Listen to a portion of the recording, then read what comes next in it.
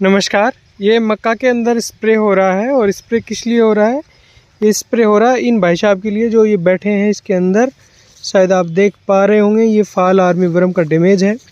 इस वीडियो में कुछ बारीकियां अपन जानेंगे। आप देख पा रहे होंगे कि आपका पौधा स्वस्थ लग रहा है, लेकिन ये स्वस्थ नहीं है। अंदर बैठा है फाल आर्मी वर्म। देखिए, आप इस टाइम जो मक्का की फसल है इसमें ऊपर से ही, बाहर से ही विजिट करके या मॉनिटरिंग करके ना निकलें। आप अपने खेत में जाके देखें, पोटे में जाके देखें, वहाँ इसमें आपको इल्ली मिलेगी फाल आर्मी वर्म की। फाल आर्मी वर्म जो वीडियो में आपके चल रहा है इसको आप पहचानते होंगे। देखिए, फसल तो आपको समझती दिख रही है, लेकिन इसमें अभी फाल आर्मी वर्म का बहुत हैवी इन्फेस्टेशन है। आप इस चैनल पे नए हैं तो प्लीज़ आप इसे सब्सक्राइब करें। मैं खेती से जुड़ी साइंटिफिक इन्फॉर्मेशन डालता हूं। देखिए, फाल आर्मी वर्म में जो कीटनाशी का सिलेक्शन है वो बहुत महत्वपूर्ण है और वो इस चीज़ पे डिपेंड करता है कि आपके कीड़े की कौन सी स्टेज है। जैसे मैं आप इस फील्ड में सिर्फ आज इमामेक्टिन बेंजोएट इस्तेमाल कर रहा हूँ 200 ग्राम प्रति हेक्टेयर के हिसाब से, और ये गारंटी ये कीड़ा ख़त्म हो जाएगा। क्यों? क्योंकि ये जो कीड़े की स्टेज है फाल आर्मी वर्म की, ये बहुत अर्ली स्टेज है। ये पहली और दूसरी इंस्टार में है। इस इंस्टार में जो है आपका नॉर्मल इमामेक्टिन बेंजोएट से फाल आर्मी वर्म कंट्रोल हो जाता है, लेकिन आपकी लेट स्टेज है तो आपका कीटनाशी का सिलेक्शन कुछ और हो सकता है।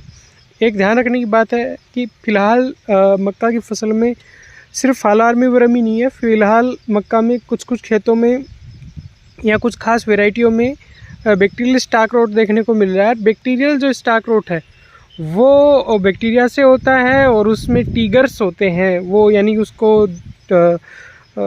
उस रोग को जो मतलब बढ़ावा देते हैं वो हैं कि हम बहुत ज़्यादा यूरिया एक साथ डाल देते हैं।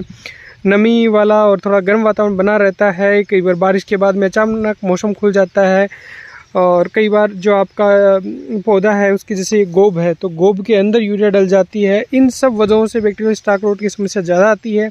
कई बार कीड़े का भी कोई डैमेज होता है, मैकेनिकल डैमेज होता है, उसमें भी फाल आर्मी वर्म या किसी अन्य कीड़े का जब डैमेज होता है तो उसकी वजह से भी वो बैक्टीरियल स्टार्क रोट ज़्यादा होती है। बैक्टीरियल स्टार्क रोट में आप देखेंगे कि तना आपका है वो सड़ रहा है, गल रहा है। एकदम से आप पौधा को ऊपर से यूँ खींचेंगे तो वो एकदम से पौधा निकल रहा है।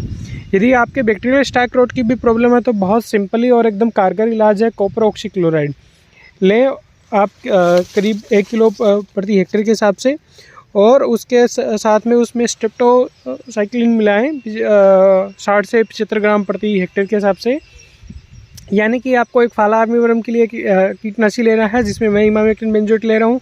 आप जो की स्क्रीन पे आ रहे हैं इनमें से कोई एक कीटनाशी, या आपको ज़रूरत लगे तो 2 भी मिलाने पड़ सकते हैं, और वो कीटनाशी लें। उसके साथ में कॉपर ऑक्सीक्लोराइड, यदि आपके बैक्टीरियल स्टार्क रोट है तो कॉपर ऑक्सीक्लोराइड, और उसके साथ में स्ट्रेप्टोसाइक्लिन लेके आप स्प्रे कर सकते हैं। पर सबसे ज़रूरी बात इस वीडियो की ये है कि आप प्लीज़ अपने खेत को बाहर से देख के ना जाएं।